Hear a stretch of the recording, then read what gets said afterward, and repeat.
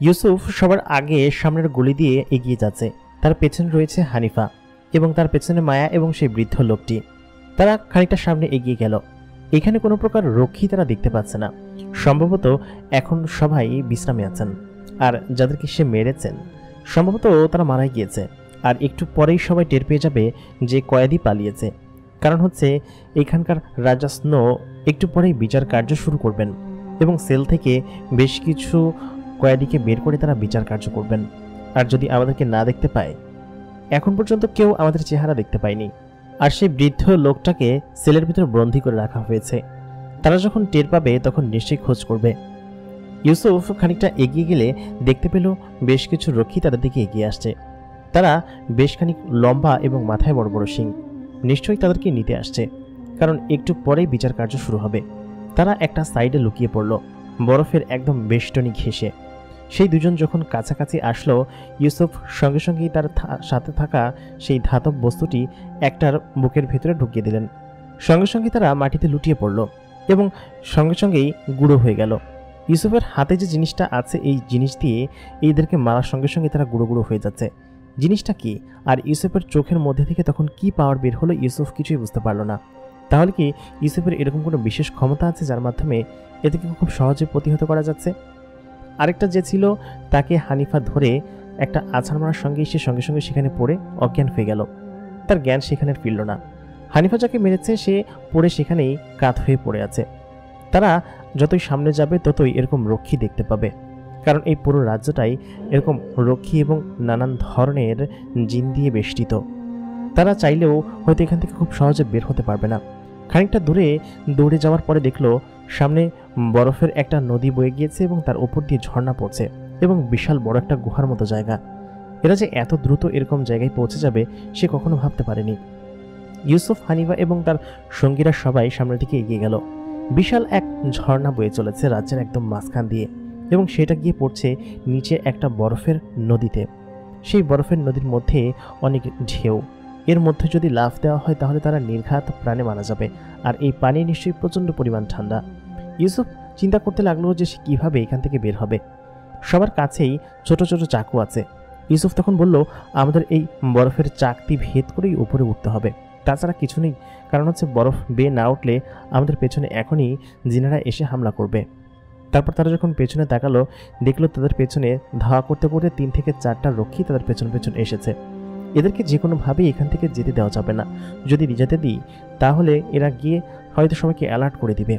ইউসুফ, মায়া এবং হানিফা সবাই তাদের উপর হামলা করে বসলো। ইউসুফ সঙ্গে যাওয়ার সঙ্গে সঙ্গে সেই ছুরি দিয়ে 3-4টা আঘাত করতে 3-4টা জিন নিচে পড়ে গেল এবং হানিফা এবং মায়া আরও কয়েকটাকে নিচে ফেলে দিল। এদের মধ্যে থেকে একটা এখান থেকে পালানোর চেষ্টা করছিল। ইউসুফ খুব দূর থেকেই তার চোখ দিয়ে সেই লেজার লাইটের মতো জিনিসটা তার গায়ে মারার সঙ্গে সঙ্গেই সে ভেঙে চুরে একদম গুঁড়ো গুঁড়ো হয়ে গেল। ইউসুফের চোখ দিয়ে এটা কি বের হচ্ছে সেটা সে বুঝতে পারছে না। এতদিন তো এটা ছিল না। বরফের এখানে আসার পরেই তার এরকম ক্ষমতাটা সে বুঝতে পেরেছে।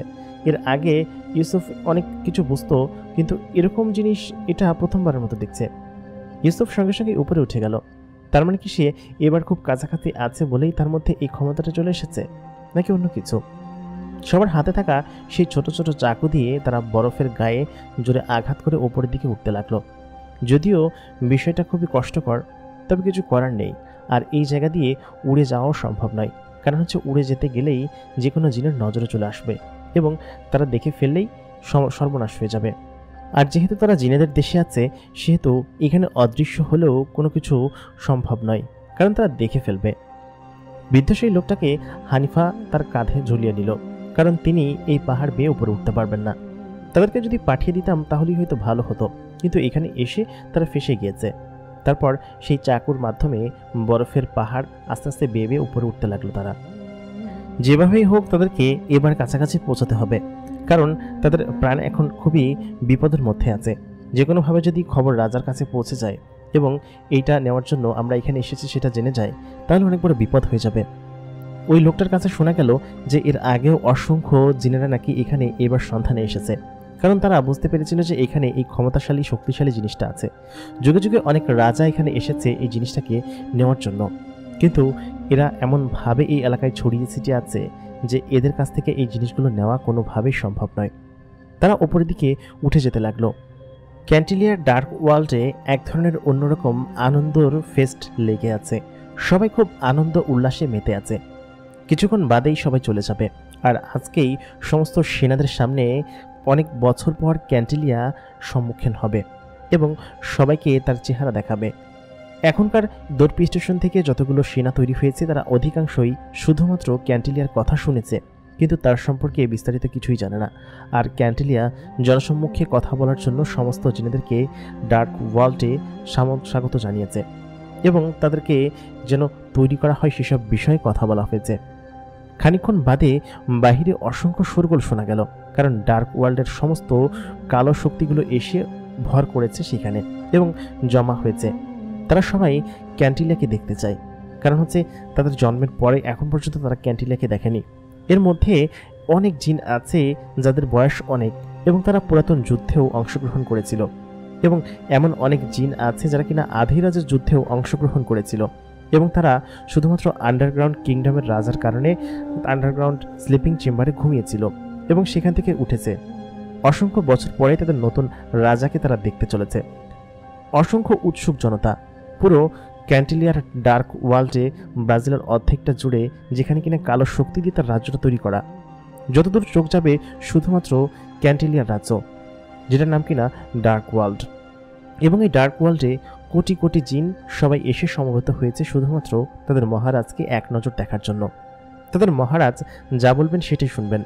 প্রায় সমস্ত ব্রাজিলের দক্ষিণ, উত্তর, পূর্ব, পশ্চিম সব জায়গার রাজা এবং সেনারা এখানে এসে উপস্থিত হয়েছেন। পুরো ডার্ক ওয়ার্ল্ড যেন কালো হয়ে আছে। আকাশ দিয়ে ঘন কালো মেঘ যাচ্ছে। খানিকটা দূরে দূরে আগুনের বিশাল বিশাল নদী। গত কয়েক বছরে ক্যান্টিলিয়া তার রাজ্যকে অনেক বিস্তার করেছে এবং পুরো মুসলিম সাম্রাজ্যকে ধ্বংস করার জন্য। সে ওইখান থেকে বেঁচে এসেছিল তার মাকসাদ পূর্ণ করার জন্য। সে এতদিন হয়তো বড় শয়তানের একজন বড় এজেন্ট ছিল অথবা চেলা ছিল। এখন সে নিজেই এসব সমস্ত শক্তির উৎস এবং তার কাছেই এখন সমস্ত ক্ষমতা রয়েছে। ক্যান্টিলিয়া সবাইকে বলল, চলো বাইরে যাওয়া যাক, আমাদের জন্য সবাই অপেক্ষা করছে। ক্যান্টিলিয়ার পেছনে 7 কিংডমের 7 রাজা রয়েছে এবং তারা হেঁটে বারান্দার কাছে গেল। রাজমহলের এই জায়গা থেকে বাইরের সমস্ত কিছু দেখা যায়। বিশাল এক আলিশান ভবন এবং রাজ্য। সেই ভবনের পেছন সাইডে রয়েছে বিশাল আগুনের নদী। সেই আগুনের নদীর ওপরে বেশ কিছু কালো জাদুর জাহাজ দাঁড়িয়ে আছে, যেগুলোর মাধ্যমে এগুলো সরাসরি গিয়ে পানির মধ্যে তৈরি হয় এবং পানির সঙ্গে যুক্ত হয়। এই আগুনের নদীর সাথে মূল নদী কানেক্টেড রয়েছে, কিন্তু এগুলো এমনভাবে তৈরি করা যে কোনোভাবে এই আগুনের নদী এবং পানির নদী একত্রে অপরের সঙ্গে রিয়াকশন করে না, এমনভাবে এগুলো তৈরি করা। বিল্ডিংয়ের পাশ দিয়ে, উপর দিয়ে, নিচ দিয়ে প্রায় অনেক জায়গা দিয়েই সেই লাভার আগুনগুলো জ্বলন্তভাবে ধুয়ে পড়ে। কারণ হচ্ছে তারা নিজেরাই আগুন দিয়ে তৈরি, আর শয়তানেরা আন্ডারগ্রাউন্ডের এই স্থান কালো শক্তি দিয়ে তৈরি করেছে এবং এই জায়গাটা এমন হবে সেটাই স্বাভাবিক। ক্যান্টিলিয়া সবার সামনে আসলো।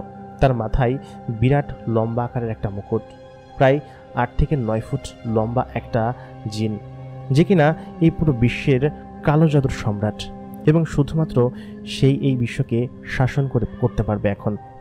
তার হাতে বিশাল এক বড় ত্রিশূলের মতো জিনিস, যার এক মাথা ছোট এবং এক মাথা বড়, এবং তার মধ্যে ক্যান্টিলিয়ার লোগো বসানো আছে। সে যখন বাহিরে এসে সেই ত্রিশূল মাটির সঙ্গে আঘাত করলো, সঙ্গে সঙ্গেই সমস্ত জনতা চুপ হয়ে গেল। সেই ত্রিশূল থেকে একটা অদ্ভুত ধরনের সিগন্যাল সমস্ত জিন জাতির মধ্যে ছড়িয়ে পড়ল এবং সবাই চুপ হয়ে গেল। সবাই ক্যান্টিলিয়ার দিকে এক দৃষ্টিতে তাকিয়ে আছে। তারা এক নজর এটাকে দেখার জন্য এসেছে। এক পাশে এখানে অধিকাংশ লোকই দর্পি স্টেশন থেকে তৈরি করা জিন, যাদেরকে কিনা বিগত কয়েক বছরে তৈরি করা হয়েছে। সবাইকে ক্যান্টিলিয়া বলল, শয়তানের চেলারা সবাই কেমন আছো? অসংখ্য বছর পর তোমাদেরকে আবার সমাবেত দেখে আমার খুবই ভালো লাগছে এবং আমরা আমাদের মাকসাদে খুব দ্রুতই সফল হতে চলেছি। আমাদেরকে সেই সিংহাসন দখল করা থেকে আর কেউ আটকাতে পারবে না। পুরো বিশ্ব আমরা যেমন 14,000 বছর আগে শাসন করতাম, এখন আমরা আবার শাসন করব। আমাদের শয়তান ইবলিশের কাছ থেকে খবর এসেছে, আমরা আবার পুনরায় জিন জাতিদেরকে সেই পুনরার ফর্মে ফিরে নিয়ে আসতে পারবো। তোমরা সবাই তৈরি তো আমার জন্য আমার সঙ্গে যুদ্ধে যেতে? তখন সবাই চিৎকার করে উঠল, যেন চারিদিকে শয়তান জিনেদের এক ধরনের আড্ডাখানা লেগে আছে। সবার চিৎকারে পুরো ক্যান্টিলিয়ার ডার্ক ওয়ার্ল্ড যেন মোমো করছে। ক্যান্টিলিয়া তখন আবার বলল, সবাই চুপ করো, আমাদের সঙ্গে উপস্থিত আছেন আমাদের 7 কিংডমের রাজা এবং সবাই তার সৈন্য বহরকে তৈরি করছে। আমরা খুব শীঘ্রই কুরুলুস রাজ্যে হামলা করব এবং আমাদের মূল সিংহাসন আমরা দখল করব। আমরা 14,000 বছর ধরে ক্ষমতায় নেই। আমাদের শেষবার ক্ষমতা থেকে উচ্ছেদ করেছিল হচ্ছে আধিরাজ। আধিরাজের পরে যত রাজাই এসেছে তারা আমাদের সঙ্গে হয়তো ওরকমভাবে যুদ্ধে টিকে গিয়েছে, কিন্তু শেষবারের মতো আমাদের অস্তিত্ব বিলীন করে ফেলেছিল ইকবাল, একজন সাধারণ মানুষ। হ্যাঁ, তোমরা হয়তো অনেকে ইতিহাস জানো, অনেকে জানো না, তবে একজন সাধারণ মানুষ আমাদেরকে এরকম হেনস্থা করেছিল। আমি খুব দুঃখের সঙ্গে জানাচ্ছি আমাদের মন্ত্রী মেফো এখানে নেই। তিনিও একজন মানুষ এবং তিনি আমাদের পূর্ববর্তী মন্ত্রী এবং সবথেকে কাছের মানুষ চালা আলকিসের ছেলে। তখন সবাই চিৎকার দিয়ে উঠলেন, কারণ আলকিসকে অধিকাংশ জিনেরাই চিনেন। সবাই তখন বললেন, সবাই যুদ্ধের জন্য তৈরি তো? সবাই বলে উঠল, পুরো যত জনতা ছিল সবাই বলে উঠল, আমরা সবাই তৈরি, এবং সবাই হু হু করতে লাগলো। চারিদিকে কালো শক্তি দ্বারা বেষ্টিত রয়েছে। পুরো ক্যান্টিলিয়া রাজ্যের আকাশ দেখে মনে হচ্ছে কি ভয়ানক। খুব শীঘ্রই পৃথিবীতে এক ধরনের খুব খারাপ পরিস্থিতি হতে চলেছে। সালমান এবং মারিয়া এখানকার সমস্ত মানুষদেরকে ট্রেন করছে যাতে করে তারা যুদ্ধের জন্য প্রস্তুত হতে পারে। অসংখ্য মানুষই খুবই বুদ্ধিমান এবং তাদের বুদ্ধিমত্তা ভিন্ন রকমের রয়েছে। তারা নানান ধরনের প্ল্যান এবং টেকনিক তাদেরকে শেখানো হচ্ছে এবং তারা নিজেরাও উদ্ভাবন করছে। এদের মধ্যে বেশ কয়েকজন মানুষকে সেনাপতির দায়িত্ব দেওয়া হলো এবং তাদেরকে সেই পাখিগুলো উড়ানো শেখানো হলো, যে পাখিগুলো দ্বারা তারা হামলা করতে পারবে, কারণ তারা স্বাভাবিক জিনের মতো তো আকাশে উঠতে পারবে না, যার কারণে তাদেরকে সমস্ত ট্রেনিং দেওয়া হচ্ছে। সর্দার ওসমানের সঙ্গে বসে আছে সালমান। সালমান তখন বলল, সর্দার, আপনি আমাদের যুবরাজকে যেভাবে দেখে শুনে বড় করেছেন, আপনার প্রতি আমরা কৃতজ্ঞ, তবে কৃতজ্ঞতা অবশ্যই আরও বাকি আছে। আপনারা আমাদেরকে সাহায্য করুন এবং আমরা যেন আমাদের মহারাজকে উদ্ধার করতে পারি। সর্দার ওসমান এই কথা শুনে বললেন কি যে, আমরা খুবই শুনে আনন্দিত হলাম যে আমাদের ছেলে একজন রাজপরিবারের সন্তান, এবং এই মহাবীরের কথা শুনে আমি খুবই খুশি হলাম। এই মহাবীরের জন্য যদি আমি প্রাণও দিতে পারি, সেটাও আমি দ্বিধাবোধ করব না। আমার পুরো দেশ নষ্ট হয়ে গেলেও আমি দ্বিধাবোধ করব না। আমার দেশের জনতা আপনাদের সঙ্গে আছে। আনন্দনগরে এর আগে এরকম আবহাওয়ার পরিবর্তন কখনোই দেখেননি তারা। সবসময় আকাশ কেমন বিদ্যুটে কালো এবং লাল হয়ে থাকে। কালো এবং লাল এর এক ধরনের মিশ্রণ। তাহলে কোনো বিপদ সংকেত আসতে চলেছে? আনন্দনগরে কি তাহলে দুঃখ আসতে চলেছে? সালমানও নিজে খেয়াল করছে যে আস্তে আস্তে আকাশ কেমন যেন রক্তিম হয়ে যেতে লাগলো। তাহলে কি জিনেদের হামলা এখানে পড়বে? সালমান খানিকটা শঙ্কিত, আর সমস্ত জিনেরা তো এখানে আছেই, সেহেতু কোনো সমস্যা হবে না। আর এইখানের গ্রামবাসীকে তাদেরকে রক্ষা করাটা খুবই জরুরি হয়ে পড়েছে। বরফের মধ্যে সজ্জারে আঘাত করতেই ইউসুফের হাতের একটা চাকু নিচে পড়ে গেল। সে 2টা চাকু নিয়ে উপরে উঠেছিল, এগুলো তার পায়ে গোজা ছিল, এবং ইউসুফ নিচে পড়ে যেতে গেল। মায়ার সঙ্গে সঙ্গেই তার হাতটা শক্ত করে ধরে ফেলল, এবং ধরার সঙ্গে সঙ্গেই মায়ার হাত থেকে ছিটকে তার 2টো চাকুই নিচে পড়ে গেল। মায়া তার ডানার মাধ্যমেই উপরে উঠছিল। ইউসুফের এক হাত এবং মায়া নিচে প্রায় ঝুলন্ত অবস্থায়। খানিক্ষণ বাদে মায়া তার ডানা ঝাপটালো এবং ইউসুফকে ধরে সঙ্গে সঙ্গে সে হাও হাসতে লাগলো। ভাষার সঙ্গে সঙ্গেই 2জন জিনের নজরে সে এসে গেল এবং সেই 2জন জিন তাদের দিকে এগিয়ে আসতে লাগলো। হানিফা বিষয়টা দেখে বলল কি যে, মায়া, দ্রুত উড়ে উপরের দিকে চলো। ইউসুফ এবং সেই বৃদ্ধ লোকটা 2জনকে নিয়েই তারা 2জন উপর দিকে উঠতে শুরু করলো। উপরে আলো দেখা যাচ্ছে এবং তারা জোরে উঠতে শুরু করলো। সেই 2জন জিন হাওয়ায় ভাসতে ভাসতে তাদের 2জনকে আক্রমণ করার চেষ্টা করলো। তারা পেছনেই আছে এবং তাদের পেছনে আরও কয়েকশো জিন আসা শুরু করলো। প্রায় সবাই টের পেয়ে গিয়েছে যে এখানে কেউ একজন আছে, এবং যারা রক্ষী অবস্থায় ছিল তারা সবাই বুঝতে পেরে গিয়েছে। মায়া এবং হানিফা 2জনে উঠতে উঠতে উপরে একটা ছোট্ট গুহার মতো কিছু একটা দেখতে পেল, এবং সঙ্গে সঙ্গেই সেদিক দিয়ে বাইরে বেরিয়ে আসলো। বাহিরে আসার সঙ্গে সঙ্গে দেখলো বাহিরে বিশাল ঝড় হচ্ছে এবং আকাশে বেশ খানিকটা মেঘ। তারা বাইরে এসে সেখানে সঙ্গে সঙ্গে দাঁড়িয়ে পড়ল। প্রচণ্ড পরিমাণ ঝড়ে কিছুই আশেপাশে দেখা যাচ্ছে না। ইউসুফ যখন চারিদিকে নজর বোলালো, দেখল কি যে তাদের চারিপাশে শত শত জিন তাদেরকে ঘিরে ফেলেছে এবং সবাই তাদের দিকে এগিয়ে আসছে। সবাই রাক্ষসের মতো এবং বরফের তৈরি দানব জিন। তাদের সবার মাথায় শিং আছে এবং তাদেরকে ঘেরাও করে ফেলেছে। সঙ্গে সঙ্গেই ইউসুফ প্রচণ্ড পরিমাণ রেগে গেল এবং তার কোল থেকে সেই তরবারিটা বার করলো। তরবারিটা বার করার সঙ্গে সঙ্গেই সমস্ত জিনেরা তাদেরকে হামলা করে বসলো। সে বৃদ্ধ জিনের কাছেও ছিল তরবারি, সেও একটা সময় যোদ্ধা ছিল। সঙ্গে সঙ্গে সবাই চারিদিকে হামলা করতে শুরু করলো। একে একে জিনেরা তাদের উপর আক্রমণ করা শুরু করলো এবং সবাই তাদেরকে প্রতিহত করা শুরু করলো। দুজন জিন এসে মায়াকে সজোরে ফেলে দিল। ইউসুফ সেখানে গিয়ে সে দুজন জিনের কল্লা ফেলে দিল। তারা সঙ্গে সঙ্গে পড়ে গুঁড়ো গুঁড়ো হয়ে গেল। ইউসুফ যাদেরকে মারছে তারা মার খাওয়ার সঙ্গে সঙ্গে গুঁড়ো গুঁড়ো হয়ে যাচ্ছে এবং তারা নিঃশেষ এবং বিলীন হয়ে যাচ্ছে। ইউসুফের মধ্যে এই শক্তি আছে যে যে বরফের জিনেরা তাকে মারছে এবং তার হাতে মার খাচ্ছে সবাই যেন সঙ্গে সঙ্গেই নিঃশেষ হয়ে যাচ্ছে। সকল জিনেদের সে একে একে প্রতিহত করতে শুরু করলো এবং খানিকক্ষণের মধ্যেই সকল জিনগুলো সেখান থেকে বিলুপ্ত হয়ে গেল এবং তারা সেখানে মারা পড়ে গেল। কিছুক্ষণের মধ্যেই চারিদিকে ঝড়গুলো আস্তে আস্তে বাড়তে লাগলো। এখানে তারা বেশিক্ষণ থাকতে পারবে না।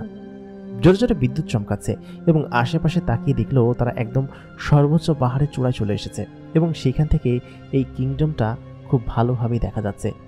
বিশাল একটি কিংডমের পাশেই বিশাল এক বরফের খরস্রোতা নদী এবং সেই নদী বেষ্টিত অঞ্চলে বিশাল বড় বড় ইমারত এবং নানান ধরনের কলাকৌশলে তৈরি বরফের পাহাড়ের মধ্যে বিশাল এক রাজ্য। তারা দেখে বুঝতে পারলো এখানে বিপদ রয়েছে। এখান থেকে খুব দ্রুতই তাদেরকে সরতে হবে, কারণ অতি দ্রুতই জেনে যাবে যে আমরা এখান থেকে পালিয়েছি এবং এতক্ষণে নিশ্চয়ই জেনে গিয়েছে যে আমরা কয়েদখানা থেকে পালিয়েছি। তবে আমাদেরকে এখান থেকে খুব দ্রুত সরতে হবে। তারা চারজন সেখান থেকে খুব দ্রুত সরে গেল এবং খানিকটা দূরে গিয়েই একটা গুহার মতো কিছু একটা দেখতে পেল। বিরাট এক দরজা। সেই দরজা পরিত্যক্ত মনে হচ্ছে এবং এইখানে যে কেউ থাকে না সেটা খুব ভালোভাবেই বোঝা যাচ্ছে। তারা তার ভিতরে ঢুকে গেল। সঙ্গে সঙ্গেই বাহিরে অসংখ্য জিন তারা দেখতে পেল এবং তারা এখানে পর্যবেক্ষণ করতে লাগলো। তারা ঠিক বুঝতে পারছে যে এখানে হয়তো কোনো ধ্বংসযজ্ঞ হয়েছে এবং তাদের যেসব জিন মারা গিয়েছে সেসব জিনকে তারা দেখতে লাগলো এবং বুঝতে পারলো যে কোনো স্বাভাবিক কেউ এই জিনগুলোকে মারেনি। সাধারণত তাদের জিনকে হত্যা করলে, কারণ এক একটা দৈত্য জিন প্রায় 6 ফুটের মতো লম্বা এবং তারা বেশ শক্তিশালী। এগুলোর পাশাপাশি বেশ পুরাতন এবং অনেক যুদ্ধে অংশগ্রহণ করার রক্ষীও ছিল। তাদেরকেও একদম গুঁড়ো গুঁড়ো করে ফেলে রেখেছে। তাদের ধ্বংসাবশেষ শুধুমাত্র বেঁচে আছে। কিছু আহত জিনদের কাছে তারা জিজ্ঞেস করলো। ইউসুফ দরজার আড়াল থেকে সব কিছু শুনতে পাচ্ছে। ইউসুফ এদের ভাষা কিভাবে বুঝতে পারছে সে নিজেও বুঝতে পারছে না, কারণ এদের ভাষা সম্পর্কে তো সে কখনো অবগত না। অবশ্য হানিফা এসব ভাষা খুব ভালোভাবে জানে এবং সে বুঝতে পারছে। ইউসুফ কান পেতে শুনছে। ইউসুফের একটা অদ্ভুত বিশেষ ক্ষমতা আছে। সে যেখানে দাঁড়িয়ে থাকুক না কেন তার দৃষ্টি সীমানার অনেক দূর থেকে সে সবকিছু দেখতে পায় এবং শুনতে পায়। তার চোখের মধ্যে মনে হয় জুম সিস্টেম আছে। তারা কি বলছে ইউসুফ স্পষ্ট শুনতে পাচ্ছে। তখন তারা হানিফাকে বলল কি যে চুপ করো, কি বলছে আমি শুনতে পাচ্ছি। সে একজন দৈত্য জিন। তার উচ্চতা প্রায় 7-8 ফুট হবে, বিশাল আকৃতির দেহ। সে সঙ্গে সঙ্গে সেখানে এসে নামলো। তার সঙ্গে আরো অসংখ্য জিন তার পেছন পেছন এসেছে।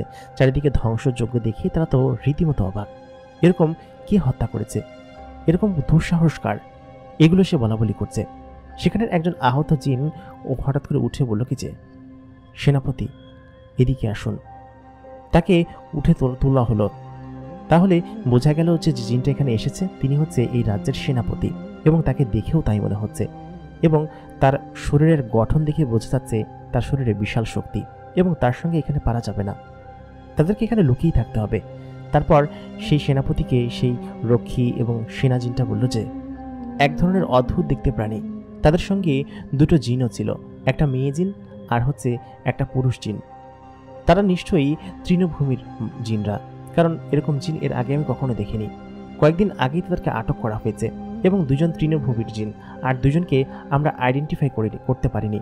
সেই দুজনের মধ্যে একজনের গায়ে বিশাল শক্তি এবং সে চোখ দিয়ে কিছু একটা লেজারের মতো কিছু একটা মারে এবং সেই আলো গায়ে লাগার সঙ্গে সঙ্গেই ভেঙে গুঁড়ো গুঁড়ো হয়ে যায়। আমি নিজের চোখে দেখেছি। সেনাপতি দেখে অবাক হয়ে গেল।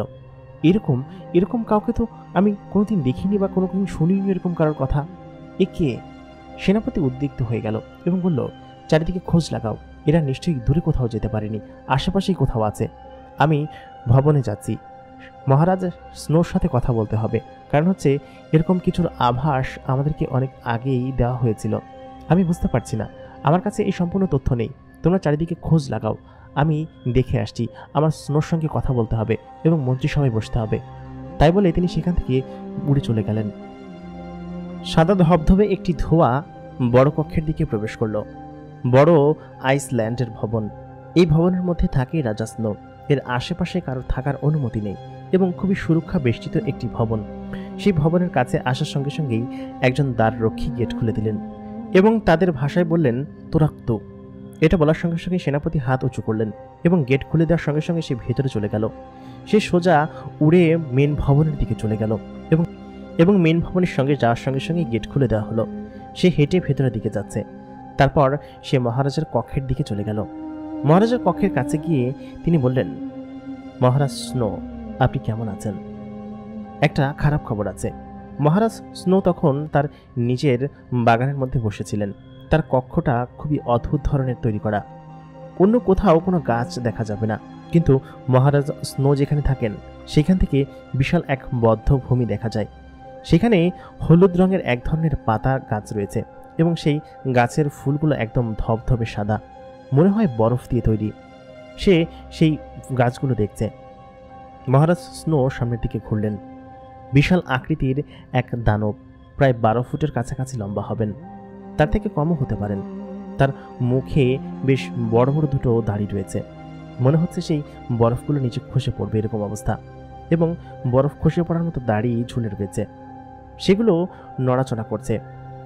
তার চোখগুলো কাচের বলের মতো একদম গোল এবং চোখগুলো যেন জলজল করে সাদা আলোর মতন। মাঝখানের মণিগুলো একদম ধবধবে কালো এবং মাথায় রয়েছে ঘন কাঁধ খেলানো চুল। সেই চুলের রঙগুলোও সাদা ধবধবে।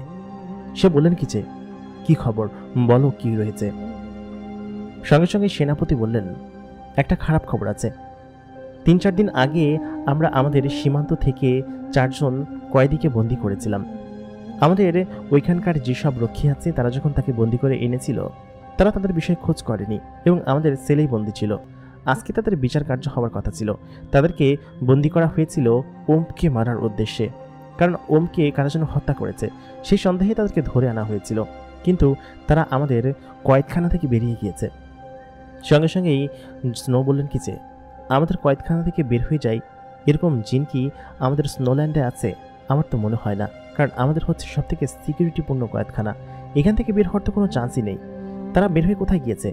আজ পর্যন্ত তো এমন হয়নি। সঙ্গে সঙ্গে সেনাপতি বললেন, মহারাজ ক্ষমা করবেন, আমার চেলারা হয়তো তাকে হালকাভাবে নিয়েছে। তবে শোনা গিয়েছে তাদের মধ্যে থেকে 2 জন জিন ছিল যারা কিনা তৃণভূমির জিন, এবং তারা তৃণভূমিতে থাকেন। তাদেরকে এর আগে কখনো স্নোল্যান্ডে দেখা যায়নি। মহারাজ শঙ্কিত হয়ে গেলেন, বললেন, তৃণভূমির জিন এখানে কি করছেন? আমাদের সম্রাট বেঁচে থাকাকালীন আমি তৃণভূমিতে গিয়েছিলাম, এরপরে তৃণভূমিতে আর পাই দেয়নি, কিন্তু সেখানকার জিন এখানে কি করছে? তারা কি তাহলে এবার সন্ধান পেয়ে গিয়েছে? আমি তো কিছু বুঝতে পারছি না। সেনাপতি বললেন, মহারাজ, আরেকটা খারাপ খবর আছে। সেটা হচ্ছে তাদের সঙ্গে 2 জন মানুষের দেখাও পাওয়া গিয়েছে। আমাদের জিনেরা আইডেন্টিফাই করেছে এবং আমি বুঝতে পেরেছি এটা মানুষ, কারণ মানুষকে এর আগে আমরা দেখেছি। কারণ মহারাজ ইকবাল যখন ছিলেন তখন তো তিনি এখানে মাঝে মধ্যেই আসতেন। ইকবালের মতোই কারো বর্ণনা তারা দিলেন। তখন মহারাজ স্নো বললেন, এটা কিভাবে সম্ভব? আমাদের এখানে মানুষ আসা তো ইম্পসিবল। তারা এখানে টিকতে পারবে না। আর কিভাবে আসলো? আমি তো কিছুই বুঝতে পারলাম না। সে এখনো টিকে আছে কিভাবে? সে কি আদৌ মানুষ নাকি অন্য কিছু? দ্রুত খবর লাগাও। অবশ্য আজকে থেকে বহু বছর আগে এরকম কোনো সংকেত আমরা পেয়েছিলাম যে স্নোল্যান্ডে কোনো মানুষের প্রবেশ ঘটবে। ইকবাল এই কথাই বলে গিয়েছিল এবং সেটা সত্য হচ্ছে। তোমরা দ্রুত খবর লাগাও। এটা হলে তো স্নোল্যান্ড খুবই বিপদের মধ্যে পড়ে যাবে এবং আমি তো কিছুই বুঝতে পারছি না। দ্রুত তোমরা খবর লাগাও। এই মানুষগুলো কোথায় আছে এবং এরা কারা? এর পরিচয় আমার দরকার। নিশ্চয়ই এরা কোনো গোপন এবং খারাপ উদ্দেশ্য নিয়ে গ্রিনল্যান্ডে প্রবেশ করেছে। তা না হলে তৃণভূমির জিনেদের এখানের কি কাজ? তোমরা খোঁজ লাগাও যে এরা সম্রাট সলেমানের কেউ কিনা। কুরুলুস রাজ্য থেকেও আসতে পারে, কারণ কুরুলুস অনেক বছর যাবৎ এবাকে খুঁজে বেড়াচ্ছে। তিনি এর আগেও অসংখ্য জিনকে আমাদের এইখানের আশেপাশে পাঠিয়েছেন, কিন্তু তারা বরফের বেষ্টন পার করতে পারেনি। তার আগেই মারা পড়েছে, কিন্তু আমি বুঝতে পারছি না এরা কারা, দ্রুত খোঁজ লাগাও। সঙ্গে সঙ্গেই সেনাপতি বললেন, যথাজ্ঞা মহারাজ। আর কোনো কিছু? মহারাজ তখন বললেন, মন্ত্রিসভায় দ্রুত সবাইকে ডাকো, আমি সবার সঙ্গে বৈঠকে বসবো, আর তুমি আমাকে রিপোর্ট জানাও যে কি হচ্ছে। সঙ্গে সঙ্গেই একটা সাদা বরফ হয়ে সেখান থেকে সেনাপতি উড়ে চলে গেলেন। ইউসুফ, হানিফা এবং বাকি সবাই সেখানেই বসেছিল। তারা বেশ খানিকটা ক্লান্ত ছিল, যার কারণে সেখানেই কখন ঘুমিয়ে পড়েছে নিজেরাও বলতে পারবে না। কারণ একটু আগে যে যুদ্ধ অবস্থা এবং তারা যে আহত হয়েছেন তাতে তাদের শরীর অনেকটা ক্লান্ত ছিল। ইউসুফের যখন চোখ খুলল, দেখল বাইরে বরফের ঝড় থেমে গিয়েছে। কতটুকু বেলা পার হয়েছে মাঝখানে তারা বলতে পারবে না। আর তারা যে মহলের ভিতরে আছে এটা একটা পুরাতন এবং পরিত্যক্ত মহল। এই মহলের আশেপাশে কেউ আসে না দেখে মনে বোঝাই যাচ্ছে আর কি।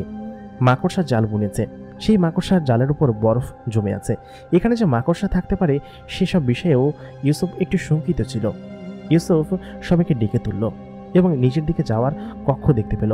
ইউসুফ বুঝতে পারল এটা যেহেতু পুরাতন মহল এবং যেহেতু এখানে কেউ থাকেন না, তাহলে এখান থেকেই নিশ্চয়ই মূল ভবনে যাওয়ার কোনো রাস্তা নিশ্চয়ই আছে, কারণ রাজারা এরকম কাজগুলি করে থাকেন। আর এখানে যেহেতু এখন পর্যন্ত কোনো রক্ষী প্রবেশ করেনি, তার মানে এখানে আসা নিষিদ্ধ আছে এবং তারা নিশ্চয়ই আমাদেরকে খুঁজে বেড়াচ্ছে। এটার থেকে নিরাপদ জায়গা হয়তো আর একটাও নেই, আমাদের ভেতরে যাওয়া উচিত। হানিফা তখন বলল, এর আগে একটা কক্ষের ভেতরে গিয়ে কি হয়েছিল তুমি দেখোনি? তুমি আবার সেখানে যাওয়ার জন্য? সঙ্গে সঙ্গে সেই বৃদ্ধ লোকটা মানে ইকবালের বন্ধু বললেন কি যে, হানিফা হানিফা দেখো, আমরা এবার খুব কাছাকাছি আছি, এই যে দেখো। সঙ্গে সঙ্গে তিনি তার গলা থেকে একটা লকেট বের করলেন। বললেন কি যে, তুমি এই লকেটটা আর এখানের এই সিম্বলটা মিলাও, দেখো একদম সেম, একদম একই না? সে বলল কি যে, হ্যাঁ একদম একই তো, এটা আপনি কোথায় পেলেন? বৃদ্ধ সেই লোকটা বললেন, এটা আমাকে ইকবাল দিয়েছিল, কিন্তু ইকবাল কেন দিয়েছিল সেটা আমি জানতাম না। এবার নাকা বুঝতে পারলাম যে এটা কেন দিয়েছিল। এটা নিশ্চয়ই কোনো সংকেত আমাদের জন্য, আমাদের নিচে যাওয়া উচিত। ইউসুফ সঠিক কথাই বলেছেন। তারপর তারা সবাই একত্রিত হয়ে উঠে নিচের দিকে নামতে শুরু করলো। নিচেটা বেশ গভীর। অদ্ভুত বিষয় হচ্ছে, যত নিচে যাচ্ছি ততই যেন আলো বাড়ছে। এত আলো থেকে আসছে সেটাই বোঝা যাচ্ছে না। তারা নিচের দিকে এগিয়ে যেতে লাগলো। যত নিচে যাচ্ছে মনে হচ্ছে পানি এক ধরনের আলোর বিকিরণ ছড়াচ্ছে এবং বরফের মধ্যে থেকেই আলো বের হচ্ছে। তারা নিচের দিকে এগিয়ে গেল এবং খানিকটা সামনে গিয়েই হতবাক হয়ে গেল। বিশাল এক বরফের দেয়াল এবং সেই বরফের দেয়ালের উপর খুব বড় করে সেই লোগোটা লাগানো আছে, যেটা কিনা ওই বৃদ্ধ লোকের গলার যে লকেটে ছিল সেই লোগোটা। এবং সেটা দেখে বৃদ্ধ লোকের বুঝতে বাকি রইল না, নিশ্চয়ই এর পেছনে কোনো রহস্য লুকিয়ে আছে, তাদের এটার পেছনে যেতে হবে। ইউসুফ সামনে গেল এবং সামনে গিয়ে সেই জিনিসটার সঙ্গে হাত রাখার সঙ্গে সঙ্গেই তার সঙ্গে তার হাত এঁটে গেল এবং কিছু একটা তার হাত ভেতর থেকে সেই বরফের চাকতি ভেঙে তার হাত টেনে ধরল এবং তাকে ভেতরের দিকে টেনে নিয়ে গেল। হানিফা এবং বাকি সবাই তাকে আটকানোর চেষ্টা করলেও তারা পারল না। তারা চিৎকার করতে লাগলো।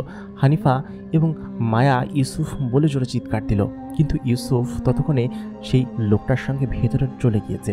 এমন জোরে টান দিয়েছে যে ইউসুফ তার দেয়াল ভেঙে ভেতরে ঢুকে গিয়েছে। ভোরের আলো ফোটার সঙ্গে সঙ্গেই সলেমান বাহিরে তাকিয়ে দেখল কুল্লুস রাজ্যের চারপাশে প্রজারা ভিড় করেছে। কিছুক্ষণ বাদেই বীরবল এসে বলল কি যে, মহারাজ আপনি চিন্তা করবেন না, আমাদের 7 কিংডমের সমস্ত রাজাকে নির্দেশ দেওয়া আছে, সমস্ত পরিবেশ প্রতিকূলে আছে। আমাদের যত প্রজা বিদ্রোহ করেছিল সমস্ত প্রজাকে মেরে ফেলা হয়েছে, তারা আর উঠে দাঁড়াবে না। অধিকাংশ সবাই পালিয়ে গিয়েছে। তারা যে বিদ্রোহ করেছে যে তাদের মহারাজকে মুক্ত করতে হবে, সেটা সম্ভব হবে না। আমি এখানের আশপাশটা ক্লিয়ার করছি, আপনি চিন্তা করবেন না। সর্বপ্রথম যখন পুরো বিশ্বে ইকবালের নাম উচ্চারণ হয়েছিল তখন থেকেই বিপ্লব শুরু হয়েছে, আর বিপ্লবটা শুরু হয়েছে প্রক্সিমা বি সেন্টার থেকে। এখান থেকেই পুরো বিশ্বে ছড়িয়ে পড়েছে। আস্তে আস্তে কুলুস রাজ্যের সমস্ত সিংহাসনগুলো যেন চ্যুত হতে লাগলো। প্রথমে তো 14টা রাজ্য তাদের দখলের বাহিরে ছিল। তৃণভূমি এবং বরফের দেশের সমস্ত জায়গার অসংখ্য জিনেরা তাদের বিপরীতে চলে গিয়েছে। চারিদিক থেকে খুবই খারাপ খারাপ রিপোর্ট আসছে, কিন্তু বীরবল এর মাঝখানে ভালো রিপোর্ট কিভাবে দিচ্ছে? কিছুক্ষণ আগে 2জন দূত এসেছিল। তারা এসে বলল, মহারাজ আমরা দক্ষিণের 2টো রাজ্য হারিয়ে ফেলেছি, সব বিদ্রোহীদের দখলে চলে গিয়েছে। তাদের দাবি একটাই, তাদের মহারাজকে যে কোনোভাবেই হোক ছাড়তে হবে। তারা তো জেনে গিয়েছে যে ইকবাল বেঁচে আছে, এমনকি পুরো বিশ্বে ছড়িয়ে গিয়েছে। বিশ্বের আনাচে কানাচে, এমনকি ডার্ক ওয়ার্ল্ডের 7 কিংডমেও ইকবালকে নিয়ে চর্চা হচ্ছে।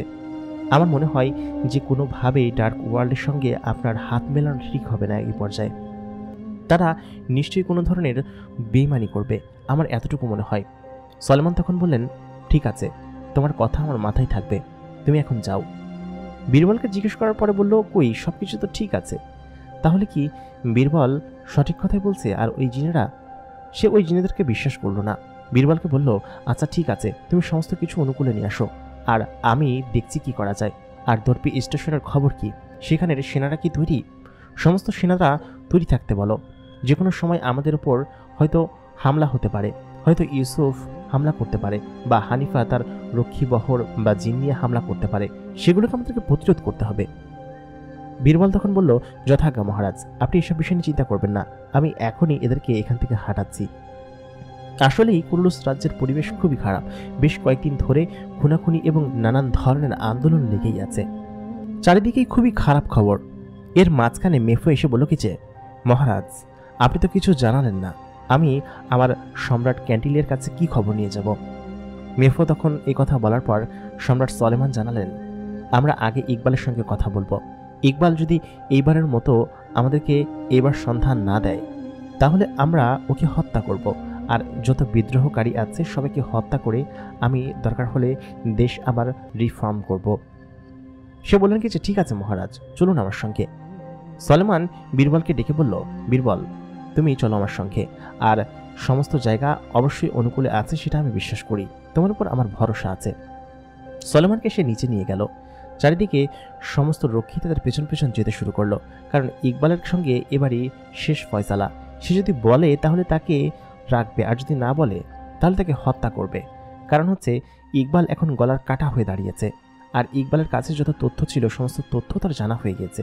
আর যেহেতু সে এখন আন্ডারওয়ার্ল্ডের সঙ্গে হাত মেলাচ্ছে, ক্যান্টিলের সঙ্গে হাত মেলাচ্ছে, সেহেতু ইকবালের আর কোনো প্রয়োজন নেই। ইকবাল বেঁচে থাকলে বরঞ্চ ওদের জন্য লাভ হবে, আমার জন্য ক্ষতি। সলেমান এটা ভাবতে লাগলো। তবে যেভাবেই হোক এবার সন্ধান ইকবালকে দিতেই হবে, আর যদি না দেয় তাহলে প্রাণে মেরে ফেলবো। তখন সে মেফোকে বলল, মেফো, তুমি আমাকে গতকালকে যে প্ল্যান বলেছিলে সেটা কি কাজ করবে? মেফো তখন বলল, কাজ করবে কিনা না করবে সেটা ওইখানে যাবার পরেই বোঝা যাবে। তারা তিনজন নিচে চলে গেলেন। ইকবাল পেছন দিকে তাকালো, দেখল মেফো, বীরবল এবং সম্রাট সলেমান দাঁড়িয়ে আছেন। তিনি বললেন কি যে, তোমরা এখানে এসেছো কিসের জন্য? তোমরা যে উদ্দেশ্যে এসেছো সেই উদ্দেশ্য আমি কখনোই সফল হতে দিব না, এবং আমি কখনোই তোমাদেরকে এবার কোনো তথ্য দিব না। তোমরা আমাকে মেরে ফেলার সমস্যা নেই, আমি তো মরার জন্যই এখন পর্যন্ত বন্দী হয়ে আছি। তোমরা কিচ্ছু রাখোনি, আমার সমস্ত পরিবার সমস্ত কিছু ধ্বংস করে দিয়েছ, তবে আমি সমস্ত খবরই রাখি। সলেমান, তোমার খুব খারাপ সময় সন্নিকটে। তুমি এই লোকটার সঙ্গে হাত মিলিয়েছ না, এই লোকটা খুব একটা ভালো নয়। তুমি তখন আমার কাছে এসো যখন তুমি বিপদে পড়বে। সলেমান তখন বলল, একদম চুপ থাক, তোর মতো শয়তানের কথা আমি শুনবো নাকি? আমি জানি রাজ্য কিভাবে চালতে হয়, এবং রাজনীতি আমি খুব ভালোভাবেই বুঝি। ইকবালকে ভেতর থেকে বের করা হলো। জীর্ণ শীর্ণ শরীর, একদম বুক পর্যন্ত দাড়ি চলে এসেছে এবং ঘাড় পর্যন্ত চুল। এই যে ইকবাল, তাকে দেখে চেনাই যাচ্ছে না।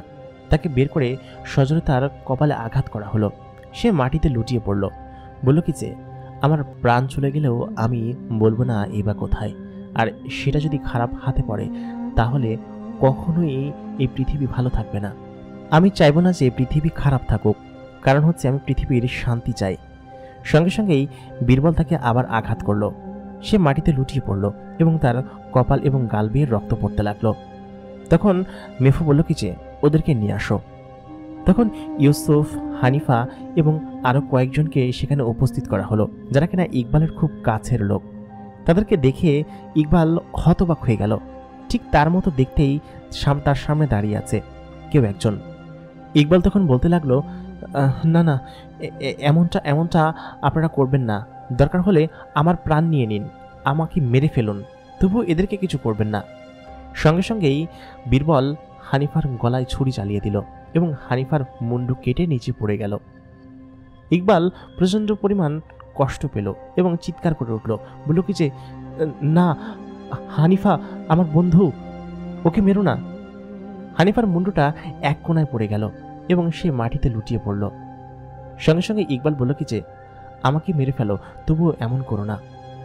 কিছুক্ষণ বাদে তার সামনে তার এক বন্ধুকে উপস্থিত করা হলো। তার খুবই বিশ্বস্ত এবং কাছের একজন বন্ধু ছিলেন তিনি। তার রাজদরবারে সবসময় তাকে সহায়তা দিয়েছেন একজন উপদেষ্টা হিসেবে। তার মাথা থেকে কোপ মেরে একদম দুভাগ করে ফেলা হলো। সে সঙ্গে সঙ্গে মাটিতে লুটিয়ে পড়ল।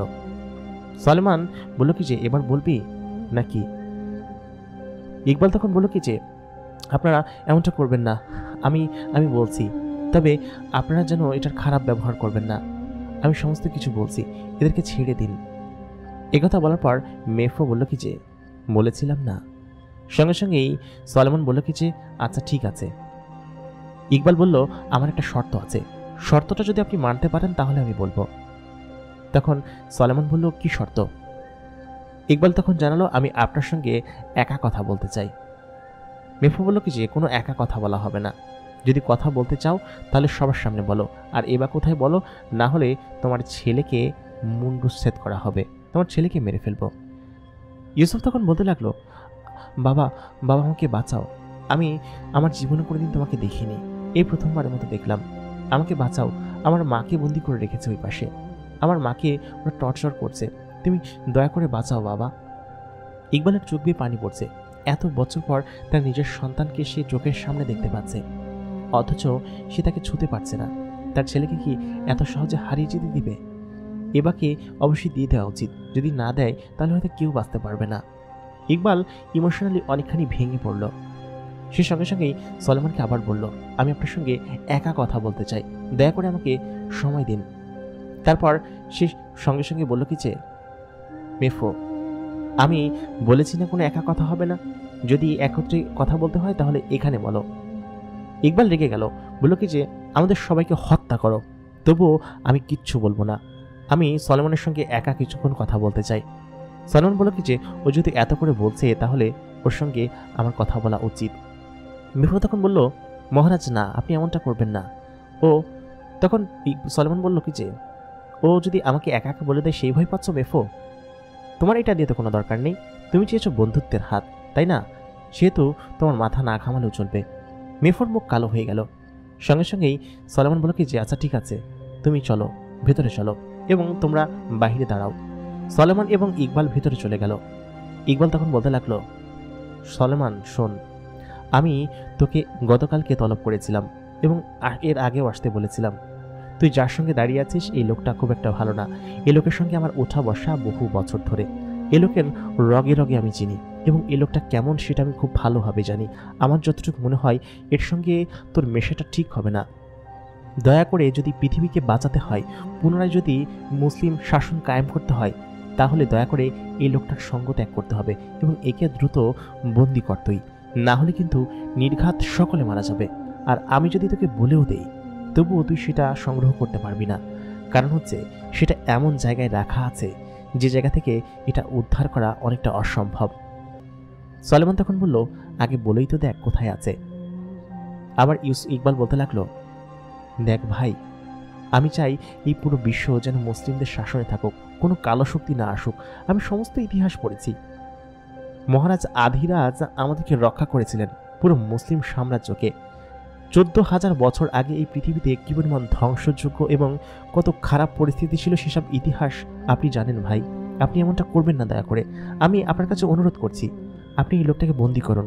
আমি নিজে আপনাকে এবার কাছে নিয়ে যাব এবং আপনাকে আপনার হাতে এবার আমি সঁপে দিব, তাহলে তো নিশ্চয়ই কোনো সমস্যা হবে না। তবুও এই লোকটার সঙ্গে হাত মেলাবেন না, এরা অনেক বড় চক্রান্ত করছে, আমার কাছে খবর আছে, আপনি দয়া করে এদের সঙ্গে মিশবেন না। সলেমান খানিকক্ষণ চুপ হয়ে গেল এবং বলল সত্যি বলছিস তো? ইকবাল বলল কি যে জি আমি সত্যি বলছি, আপনি এই লোকটাকে দয়া করে বন্দি করুন, না হলে এই লোকটা আপনার রাজ্য দখল করে নেবে।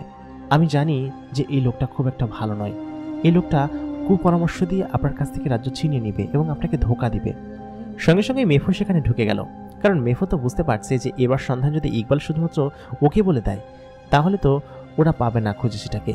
আর মেফো খুব ভালোভাবে জানে যে এবাকে যেখানে লুকিয়ে রাখা হয়েছে সেখান থেকে আনাও খুব সহজ বিষয় নয়, খুব কষ্টকর হবে। সেহেতু এটা সলেমানই জানুক, সলেমানের পেছন পেছন তারা যাবে এবং যত ধরনের খতরা আছে সব সলেমান ভোগ করবে এবং লাস্টে গিয়ে সেখান থেকে তারা এবাকে সংগ্রহ করবে।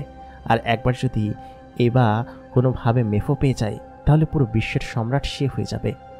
সে এগুলো ভাবতে লাগলো এবং বলল কি যে, মহারাজ যা বলেন শোনেন, সমস্যা নেই।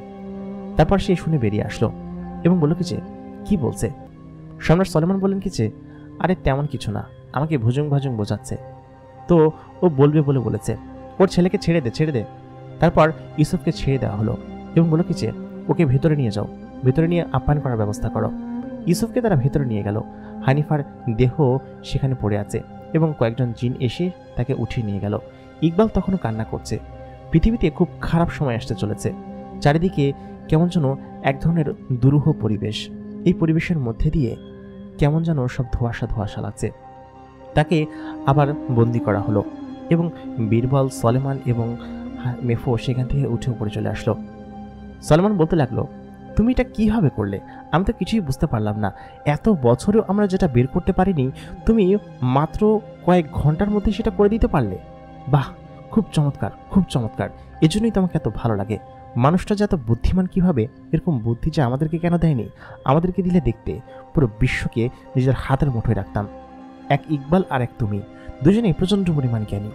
যাই হোক, ইকবাল আমাদেরকে বলেছে যে সে কোঅপারেট করবে এবং সে এবার কোথায় সেই রাস্তা আমাদেরকে বলবে। তবে সে বলেছে যে এটা মেরু অঞ্চলের কোথাও একটা আছে। ওকে নিয়ে কালকে আমরা রওনা দিব এবার কাছে এবং সেখান থেকে আমরা এবাকে উদ্ধার করব। আমি জানি যে তুমি এবং ক্যান্টিলি আমাদের সঙ্গে আছে। তুমি দ্রুত তোমার মহারাজকে গিয়ে বলো যে আমি তার সঙ্গে হাত মেলানোর জন্য তৈরি এবং প্রস্তুত, কারণ পুরো বিশ্ব এখন আমরা শাসন করব। অনেক বছর আগে চুক্তি হয়েছিল বড় শয়তানের সঙ্গে যে অর্ধেক বিশ্ব সে শাসন করবে আর অর্ধেক বিশ্ব আমরা। তবে তুমি হয়তো জানো না যে আমি এই যুদ্ধ শেষ হওয়ার পরে ইকবালকে যখন মেরে ফেললাম, আমি তোমাদেরকে অনেক খুঁজেছি। সলেমান এই কথা বলছে, কিন্তু মেফো জানে যে সে কোনোদিনই খোঁজেনি, কারণ কোনোভাবে যদি আমরা মারা যাই তাহলে তো তারই লাভ, পুরো বিশ্ব সে একা শাসন করতে পারবে। সেটা মেফো ভেবে মনে মনে হাসলো এবং কনসিকুয়েন্স কি হতে চলেছে সেটা মেফো খুব ভালোভাবে জানে। আর কেনই বা সলেমান তাকে এখান থেকে চলে যাওয়ার জন্য বলছে সেটাও সে খুব ভালোভাবে বুঝতে পারছে। মেফো বলল কি যে, আচ্ছা ঠিক আছে, আমি তাহলে বিদায় নিচ্ছি। আপনি ওর কাছ থেকে সমস্ত তথ্য বের করে আপনি এবার সন্ধানে যান এবং আমি আমার মহারাজকে গিয়ে সমস্ত কিছু বলছি। তাই বলার সঙ্গে সঙ্গেই সে একটা ধোঁয়ায় পরিণত হয়ে শত শত জিনের রক্ষী বহর বেষ্টিত অঞ্চল দিয়ে সে আসমানের দিকে উড়ে চলে গেল।